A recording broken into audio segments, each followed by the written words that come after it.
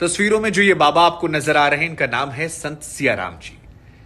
संत सियाराम जी के बारे में आपको जानना समझना चाहिए और उसके पीछे कई सारी वजह। एक वजह तो यह है कि धर्म आस्था के नाम पर बहुत सारे लोग खिलवाड़ करते हैं। ऐसे में अगर आप असली संतों को जानेंगे तो सनातन परंपरा की तरफ आपका झुकाव जो है वो ज्यादा देखने को मिलेगा।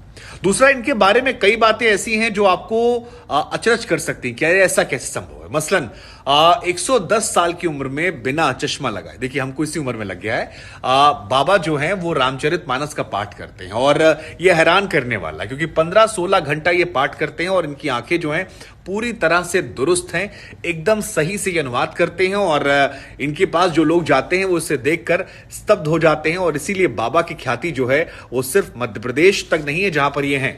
मध्य प्रदेश के खरगोन जिले में नर्मदा के तट पर बाबा का आश्रम है, लेकिन अब ये विश्व विख्यात होने लगे हैं। दूसरी बड़ी बात यह है कि बाबा जो हैं वो केवल एक सफेद लंगोट पहनते हैं।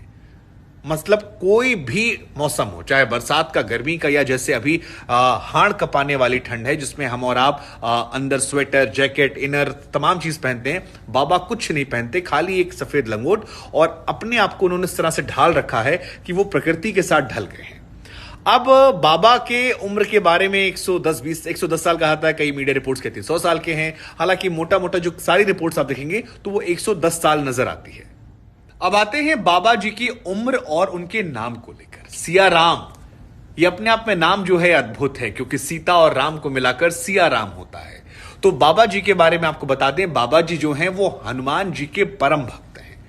और ये कहा जाता है इनके बारे में कि 12 वर्षों तक बाबा जी ने मौन व्रत धारण कर रखा था, यानी कि किसी से कोई बात वो नहीं करते थे। 12 वर्षों की तपस्या, मौन धारणा के बाद जब उनकी जिह्वा से पहला शब्द निकला तो वो शब्द था सियाराम। हनुमान जी भी सीताराम की पूजा करते थे और सियाराम उनके मुंह से निकला। और उसके बाद जो वहां भक्त आते हैं उन्होंने बाबा को नाम दे दिया सियाराम बाबा। अब जहां तक बाबा की उम्र की बात है तो कई मीडिया रिपोर्ट में से 100 साल बताया जाता है। हालांकि कई सारे पुराने आर्टिकल्स को जब हमने खंगाला, देखा, समझा, जाना तो उसमें निकल कर आता है कि बाबा जी की अभी करंट एज जो है वो 110 साल की है। बाबा जी का शरीर जो है वो उम्र के हिसाब से ढला है, लेकिन आंखों में तेज और भक्ति को लेकर जो डेडिकेशन है ये स्तब्ध करने वाला है। वैसे हम आपको बता दें कि बाबा जी बिल्कुल लालची नहीं है। मतलब इनके पास कई विदेशों से लोग आते हैं जो दान दक्षिणा देने के लिए कहते हैं, लेकिन बाबा जी सबसे केवल 10 रुपया लेते हैं और सामाजिक कार्यों में बड़ा योगदान भी किया है। तकरीबन 3 करोड़ रुपए इन्होंने दान कर दिए थे। तो ये भी एक महिमा है संत की कि संत का हृदय कितना दयालु होता है, करुणा वाला होता है और बिल्कुल लोभ लालच से वो दूर रहता है। बाबा जी के बारे में एक और खास बात जो आपको जाननी चाहिए वो ये कि इस उम्र के पड़ाव पर भी वो स्वावलंबी है, यानी अपने दैनिक दिनचर्या के सारे काम जो हैं वो खुद करते हैं और किसी पर निर्भरता उनकी नहीं है। ये भी अपने आप में स्तब्ध है। नहीं तो बहुत सारे बाबा ऐसे होते हैं जो बहुत सारे चेले चपाटाओं से घिरे होते हैं, लेकिन बाबा जी के साथ यहाँ ऐसा नहीं है। तो ये भी एक अच्छी चीज हमको लगी जो हमें लगा आपको बताते हैं, आपको जानना चाहिए। अब जहां तक बात है बाबा जी के इतिहास को लेकर तो कहा जाता है कि महाराष्ट्र में इनका जन्म हुआ था और वहां से ये रहे।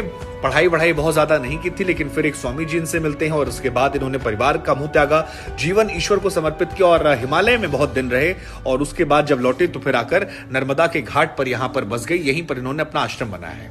यह भी कहा जाता है जब बाढ़ आई थी नर्मदा में, उस दौरान खड़ेश्वर पूजा कर रहे थे और नाभि के ऊपर तक पानी आ गया था, लेकिन बाबा जी जो थे वहीं पर बने रहे, डटे रहे। और अभी भी देखिए आप इनको, आप स्तब्ध हो जाएंगे। लेकिन मेरे लिए जो सबसे हैरान करने वाली चीज है वो ये कि बाबा की आंखों में कोई दिक्कत नहीं है और ईश्वर की चमक, ताकत जो है, उस ईश्वर की भक्ति में शक्ति दरअसल बहुत होती है और ये नजर आता है। गर्मियों में कूलर नहीं चाहिए, सर्दियों में ब्लोवर नहीं चाहिए, लालच नहीं है, मोह नहीं है। सारा जीवन जो है वो सीताराम करते हुए सियाराम बाबा का गुजर रहा है। और इनको देखकर हमको लगता है कि सनातन परंपरा को मानने वालों को, ऐसे लोगों को जानना चाहिए, तभी धर्म का बढ़ावा होगा। और आइए हम और आप जानें और नमन करें सियाराम बाबा को और वीडियो शेयर करें ताकि और लोग जानें।